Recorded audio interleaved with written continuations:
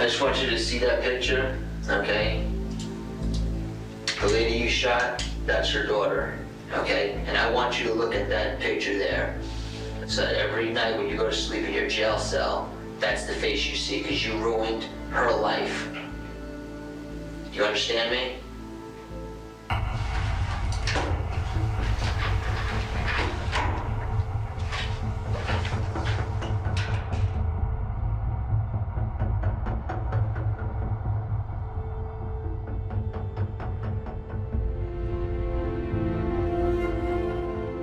Think about how a contract hit goes. In and out, 1-2 shots, very clean. The only thing that made it different from a contract hit was the number of times that she was shot. It's a case that has more twists and turns than a Stephen King novel. You were willing to kill another human being because you loved him. Humphrey is accused of teaching his wife of one day how to kill. Is this the gun you kept in your car? Yes, sir. Is this the gun you later would use? What exactly is so wrong in you that can convince you to do something like that?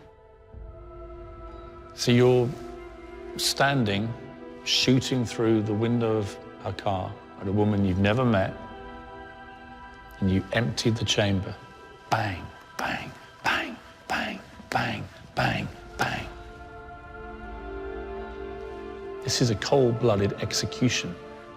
Did no part of you think, what the hell am I doing?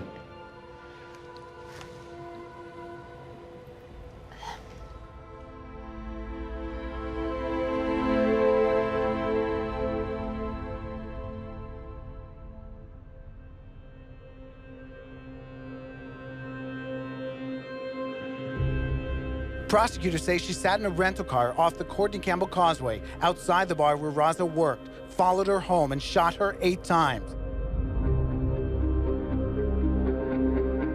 Late one night in July 2003, Sandee Rozzo, a bartender and former model, pulled into this garage at her home. She had no idea someone was waiting to kill her.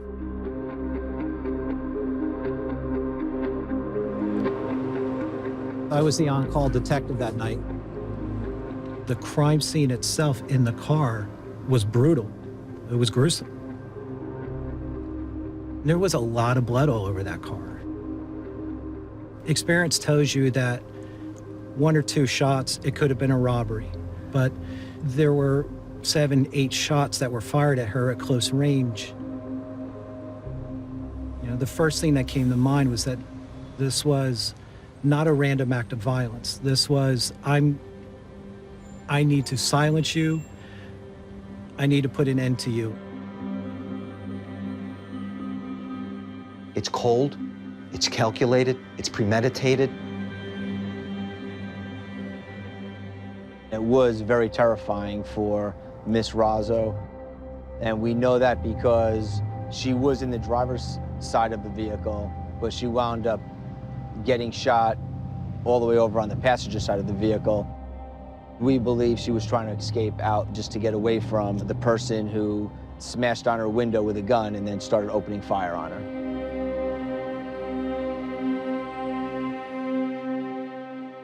It took detectives 6 months to make an arrest.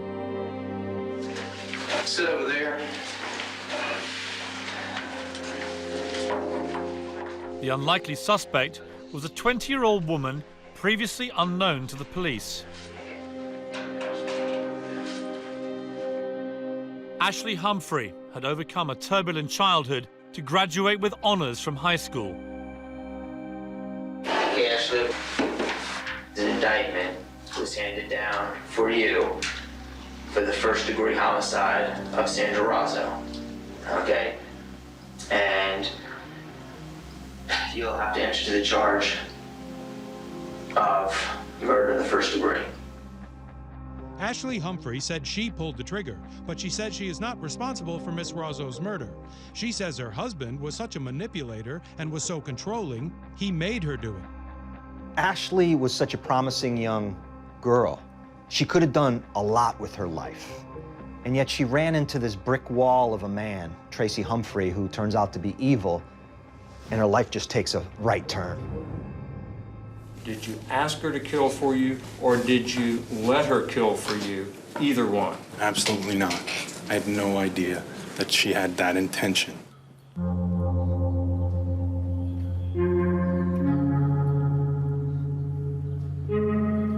I've been given 1 hour to interview Ashley. She is halfway through a 25-year sentence for killing Sandee Rozzo. But she has always maintained it was her husband, Tracy, who manipulated her into committing the murder. Is this what really happened? Or was Ashley a cold and calculating killer who knew exactly what she was doing?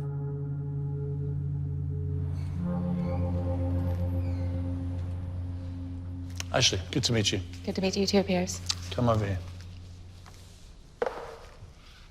Let's talk about Sandee. On the night that you kill her, you go to the club where she's working and you wait for hours. And then she comes out. What happens?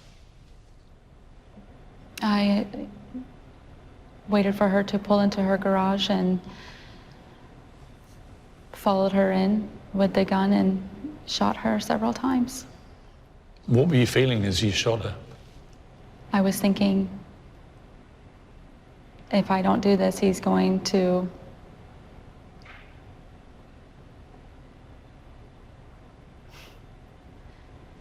be angry. And I was thinking that I wanted to get it over with. And I really wasn't feeling much. How many times did you shoot her? 7 or 8. I remember there were no more bullets in the chamber. So you're standing, shooting through the window of her car at a woman you've never met. Bang, bang, bang, bang, bang, bang, bang. And then you stare into her face for several seconds. Why do you do that? Tracy wanted me to look into her eyes. He said that there was a look. What is that look? What are you looking for? There is a vacancy there.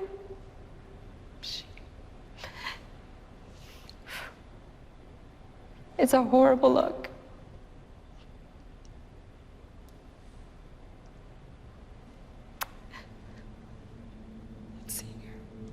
I'm seeing her right now, I'm sorry.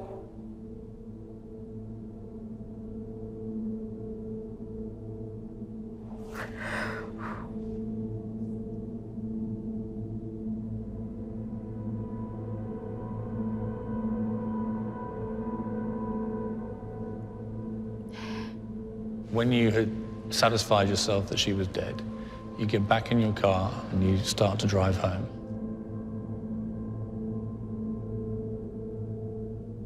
And you call Tracy to tell him that you've been successful, she's dead.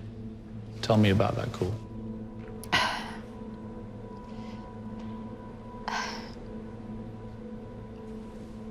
I told him it was finished.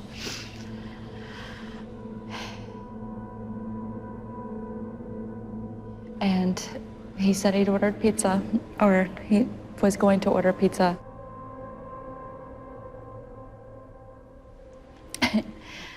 And I asked him for double cheese. You've just pumped a random woman you don't know with 8 bullets. And the only thought in your mind is how much cheese to have on your pizza. I mean, this is the stuff of a complete psycho. That's what people would be thinking themselves.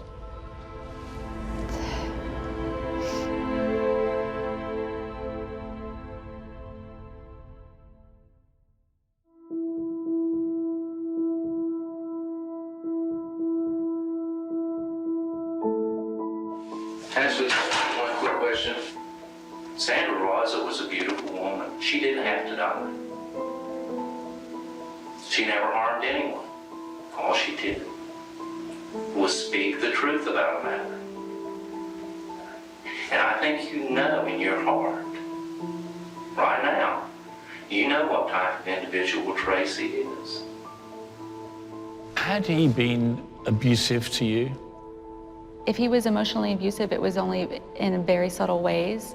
By, picking out my clothes and, telling me what would look good in makeup. And I thought that these were sweet things, and I did not see them as the controlling maneuvers that they were. Were you in love with him? I thought I was in love with him. I really did. But it was a sort of need to love him. And I really wanted this person to save me. The woman who threatened to wreck this relationship was Tracy's former girlfriend, 37-year-old Sandee Rozzo, a mother who worked 2 jobs to make a better life for her and her daughter. Sandee was very genuine. She poured her heart out and gave her heart fully to people that she cared about. And that was a very easy quality for Sandee, so it was very easy to get to know her and become very good friends with her. She was a very happy person. And then Tracy came in her life, and it just kind of went downhill after that.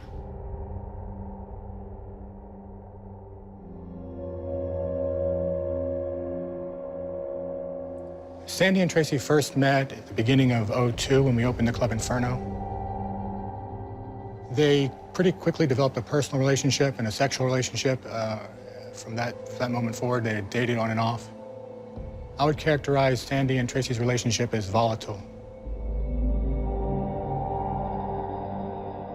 Tracy had not long been out of prison when he met Sandra. He had served nearly 3 years for assault and battery. Sandra was completely unaware. So I got a phone call early in the morning. Sandee had called me frantic and hysterical, crying, and she was terrified. She explained to me that Tracy had basically verbally and physically abused her and kept her hostage in her apartment for, I think it was 3 days. I think she was slightly fearful because pressing charges meant that he was going to go to prison.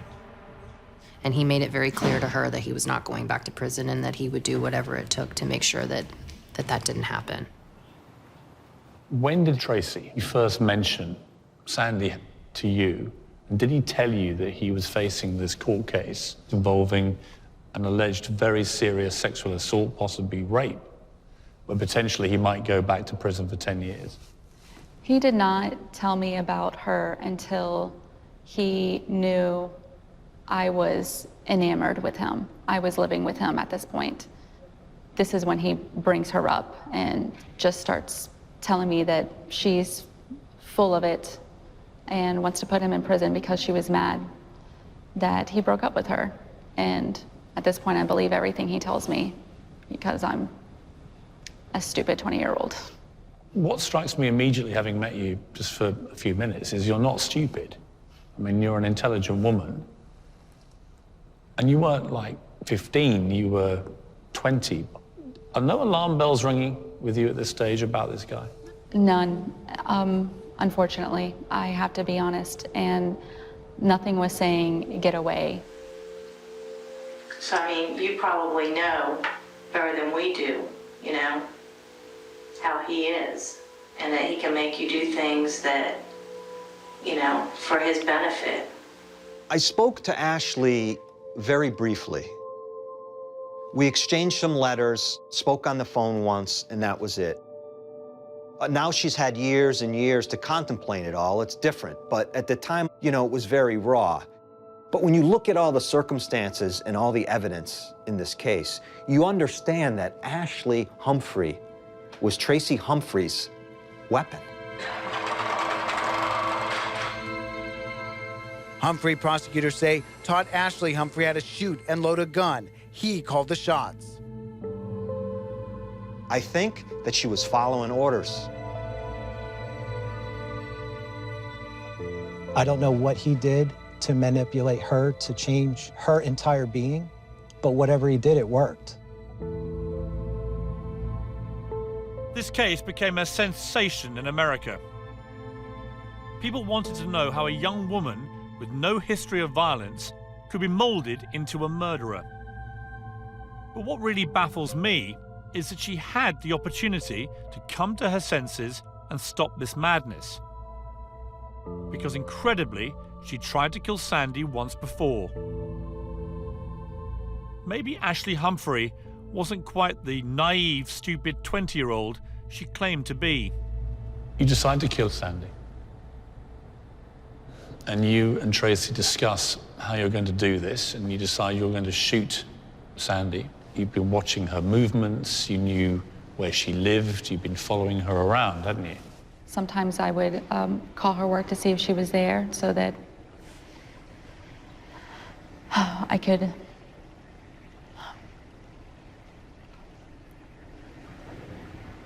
commit the crime. I mean, there's an awful amount of pre-planning going on here. It's not like this is a crime of spontaneous passion. No. You know, for weeks you're stalking this woman. When you get to the day when you try and shoot her the first time, tell me exactly what happened. She came out of her job to her car, and I was waiting in a parking lot nearby with the rifle in the car, and I shot at her. There was a loud report, of course, and I remember she ducked and looked around. You failed to kill her because the bullet fired straight into the wing mirror, which deflected it away from her. Otherwise, she'd be dead in that moment. That's very true. You're training your sights on her like an assassin. This is a cold-blooded execution of a completely innocent woman who's done nothing wrong. Did no part of you think, what the hell am I doing? No. No. I was numb.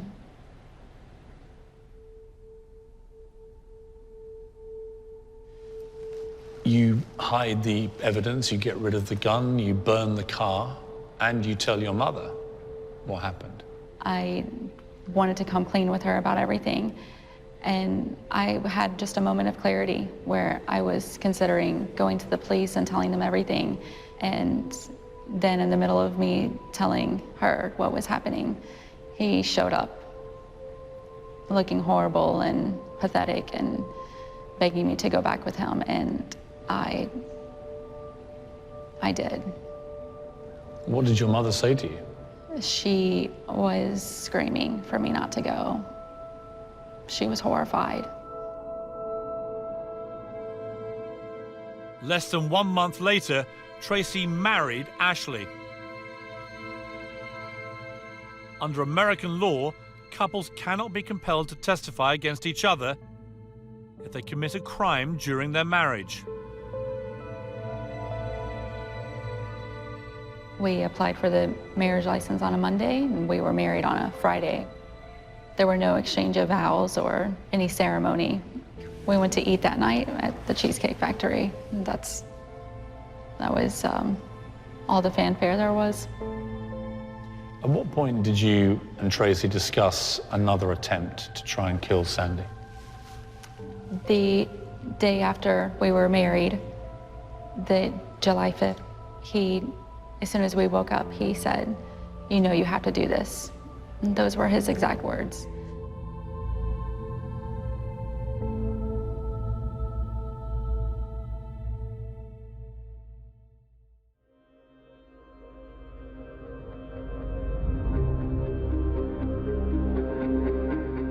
Can you really make somebody do something that it isn't in their personality or their moral makeup to do? That's questionable.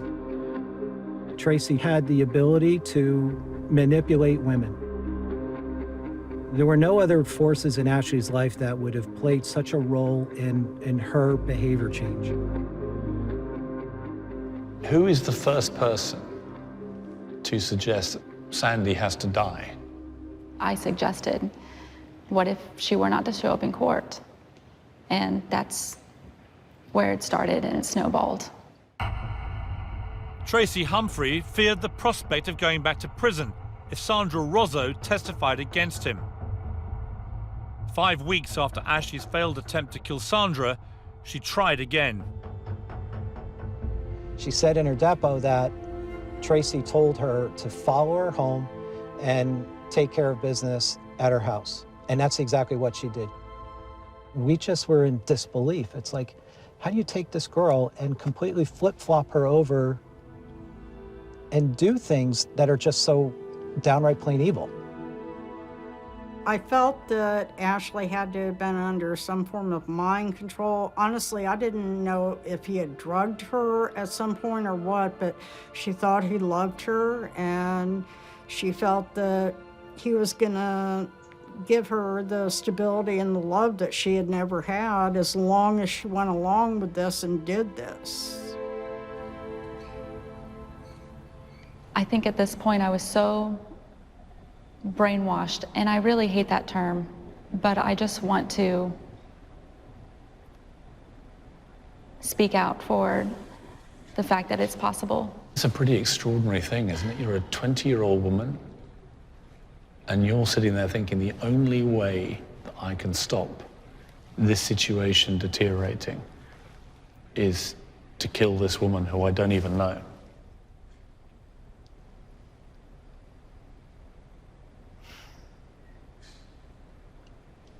It's insane. Tracy was extremely manipulative, and he was so good at talking people into doing things that they wouldn't normally do. And I think that he... But if I can just jump in there, I mean... Sure. Of course, you can paint a picture that he's the controlling, manipulative, devious person behind all this. But by your own admission just now, it's your idea. The manipulative argument doesn't really cut much ice here, does it? I mean, this is your idea, your plan. You're the first person who says we should kill her, and you're the one carrying through with it. I don't think it was his idea, but the words just came out of my mouth. They were... Come on, Ashley, come on. I'm not stupid. You know, you're getting some mental raise from him saying you must commit murder. No, you had the idea. You suggested it to him. It's from you.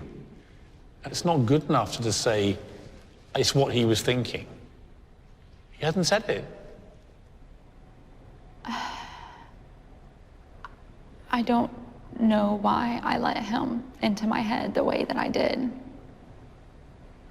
and let him decide how I should dress and how I should do my makeup and where I should work and when I should sleep and what I should eat. But you've already said to me that when he was suggesting all those things to you, you didn't see it as being nasty or unpleasant or controlling. You thought it was quite sweet. I don't think that can now be recategorized after the event. It's not how you said it was earlier. Well, it didn't feel like that at the time, but no, do you think that he wasn't doing those things for an ultimate end?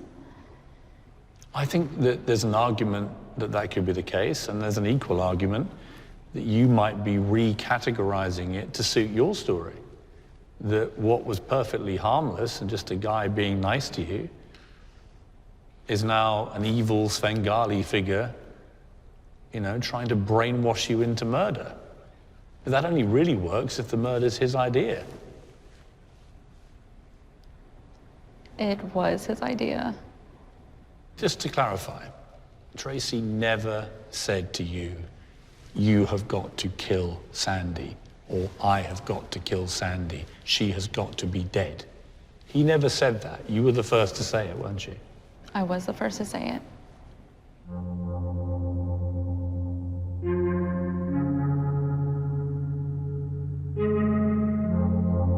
She shot her 8 times. I just could never understand how, after that first bullet struck this woman, how she did not snap back into reality and kept pulling the trigger. You're seeing this woman bleeding. She's screaming in pain, in terror. How do you fire 7 additional shots after you actually visually see what you did with that first bullet? No matter what kind of mind control you're in, how can you not snap back into reality after that first bullet struck this person?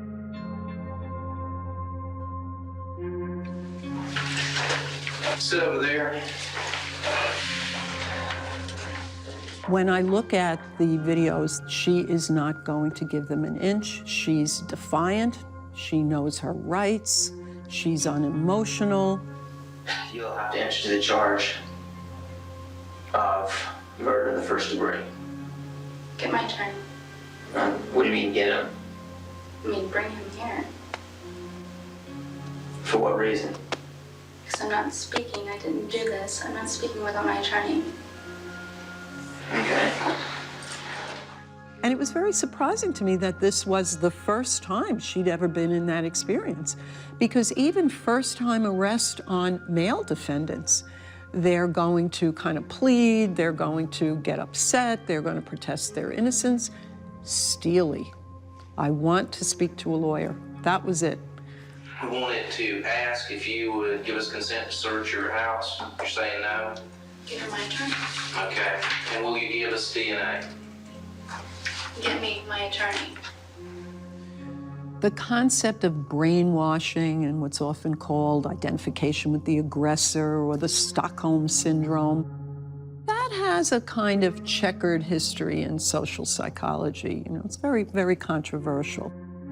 Can you really make somebody do something that it isn't in their personality or their moral makeup to do? That's questionable. And what puzzles me the most about this whole thing right here was if someone told me that I was under arrest for a homicide that I didn't commit, I wouldn't be sitting there as calm as you are.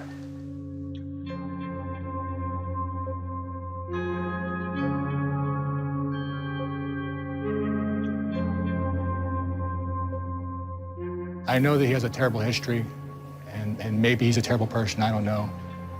But Tracy explained to me that Ashley was very jealous, very insecure, did this on her own, came home and told him about it, and he panicked. And he was like, no, what the F did you do? It was focused on him from day one to get him and to alleviate Ashley, his wife, from the responsibility of being a premeditated murderer. She is. That's not disputable.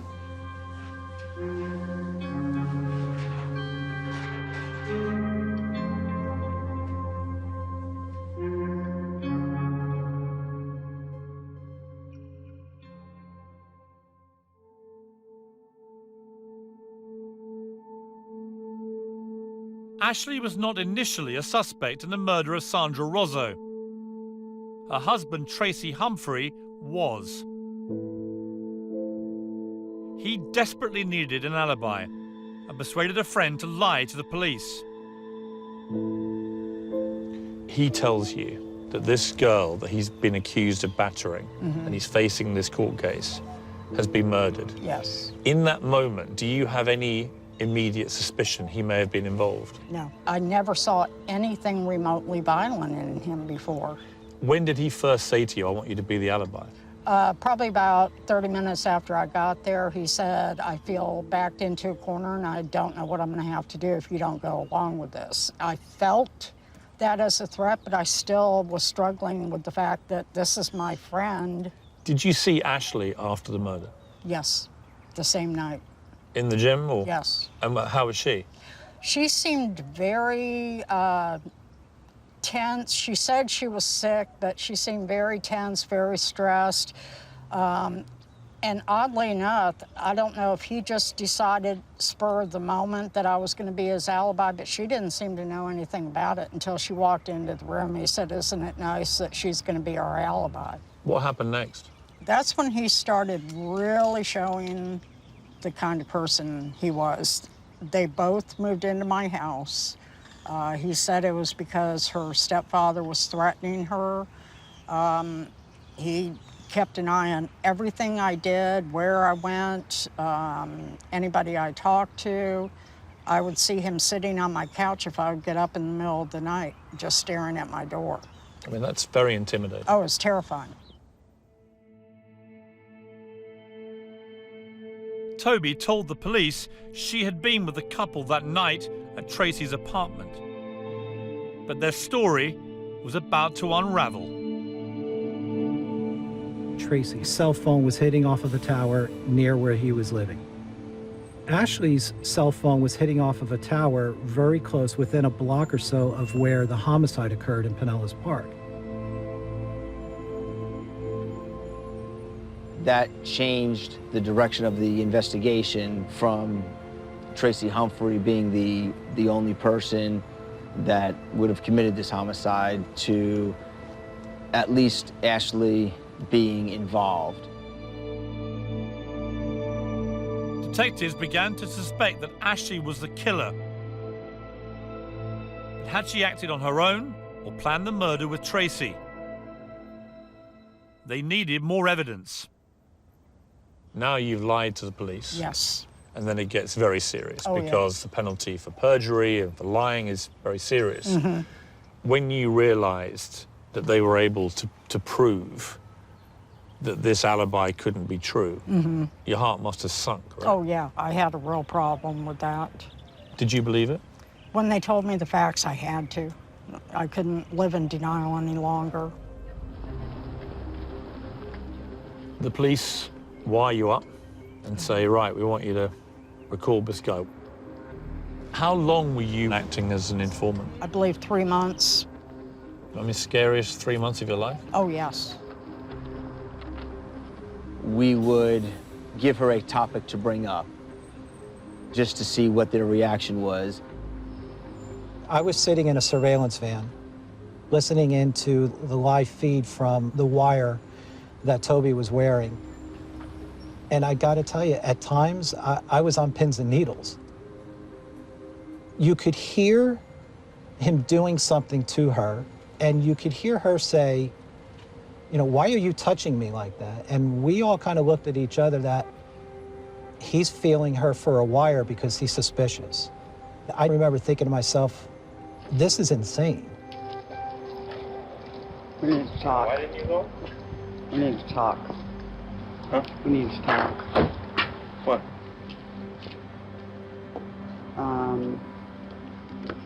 I told her in the house I was served. You were served? Yes. What?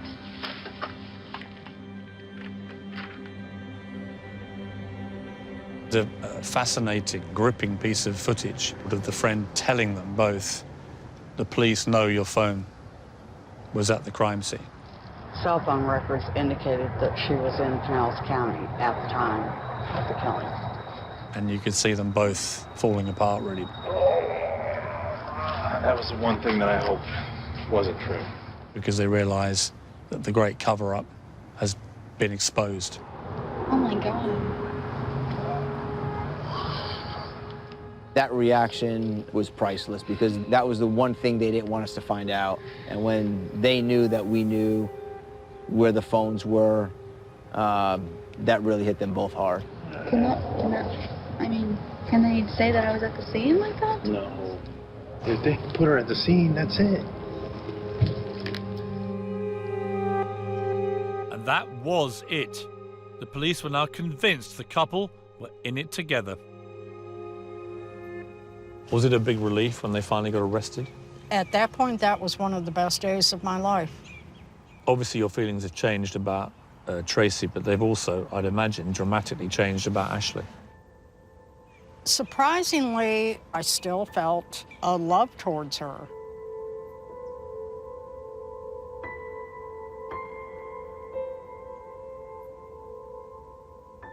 When I went to see Ashley in prison, she said to me that the idea to kill the victim was hers. Oh my God. Right now, you're the only one arrested for the homicide. You by your lonesome. And you know why? Because that's exactly the way Tracy wanted it from the beginning. That's why you were the one who looked up Sandra's information on the computer. The police charge you with first-degree murder, but they charge Tracy with a lesser charge. You very quickly turn on him, and your plan then is, look, this guy is all down to him. He's the evil mastermind. I'm this poor, innocent young woman caught up in his evil plan. This was three months after I was arrested. My attorney started revealing to me that who he made himself out to be was just a total facade. He was a master manipulator, particularly of women, and an abuser of women, of course.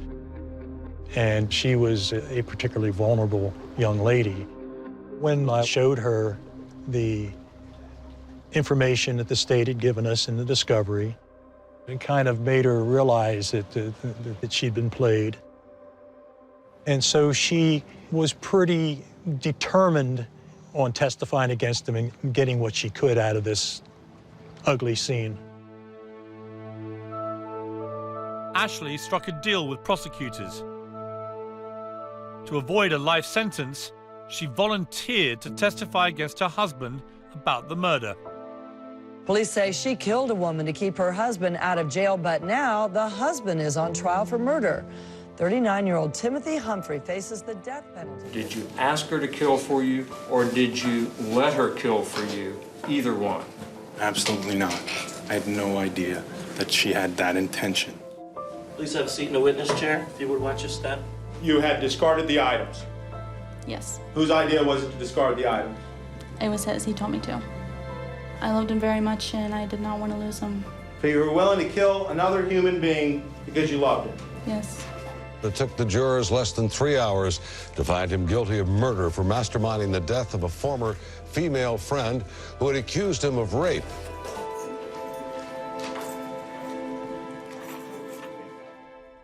As a result of your plea deal with the police, you got 25 years, not life, and you'll be out in 12 years. And you'll still be a relatively young woman. But Tracy got life without parole and is never coming out.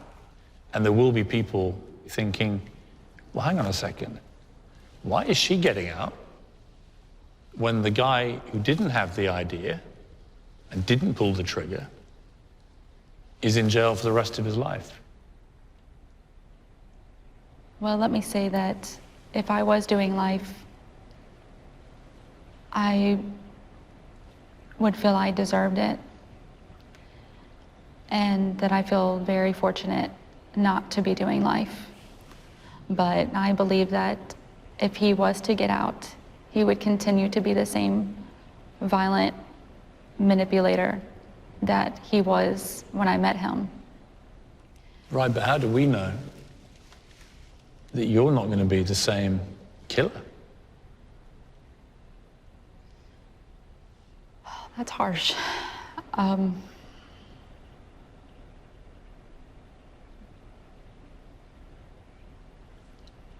There is no hatred or violence in me.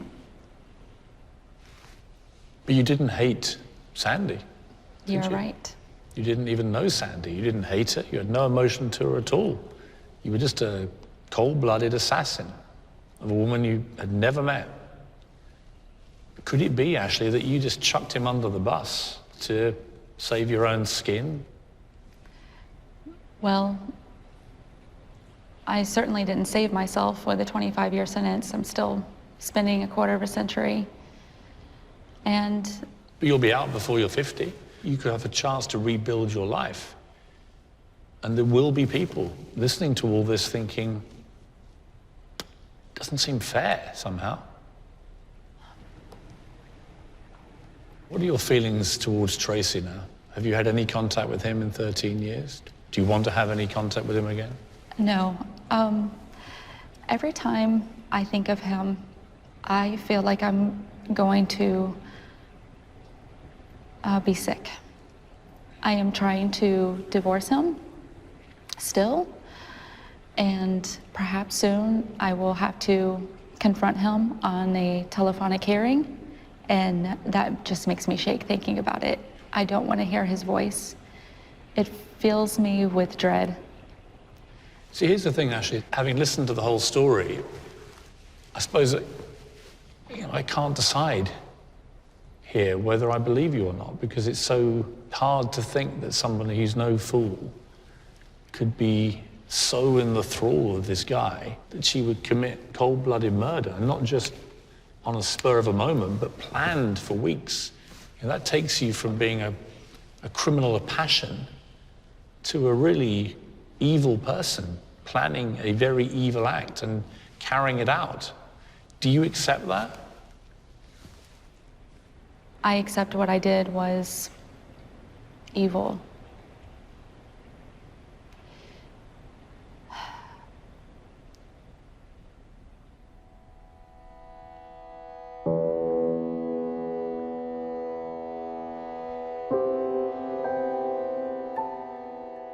I did not like the deal one bit. I mean, she's the one that went ahead and pumped 8 bullets into this lady. She admitted to me she first had the idea to commit murder. If I had my wish, she'd spend the rest of her life in prison. You had no emotion towards Sandee when you murdered her. What are your feelings about her now, 13 years on? I think about her daughter a lot. I took her mother away from her. I'm sure Sandee's family probably want to see her fry. So am I satisfied with the sentence? 25 years is a long time. It's a very long time. If Sandee's daughter's watching this program, what would you say to her? There's nothing I can say that will make it better. But I'm so sorry you don't know your mother. And that it is because of me.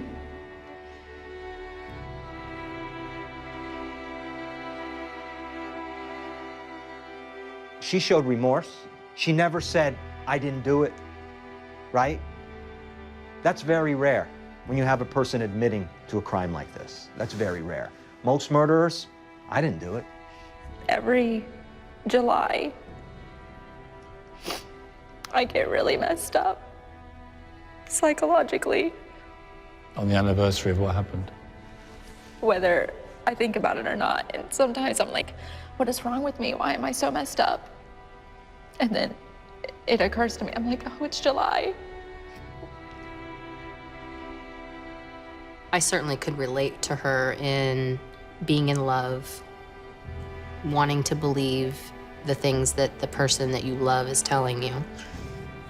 But obviously killing another human being and taking a life is not a line you should be crossing.